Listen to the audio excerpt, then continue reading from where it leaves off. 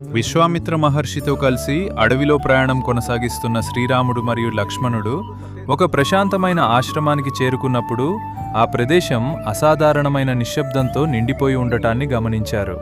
అప్పుడు మహర్షి విశ్వామిత్రుడు ఆ ప్రదేశం వెనుక ఉన్న గాఢమైన కథను వారికి వివరించాడు.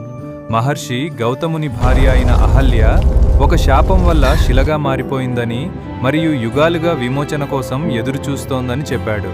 ఆ శాపం నుండి విముక్తి పొందేది శ్రీరాముడి పాదస్పర్శతోనే అని మహర్షి తెలిపాడు.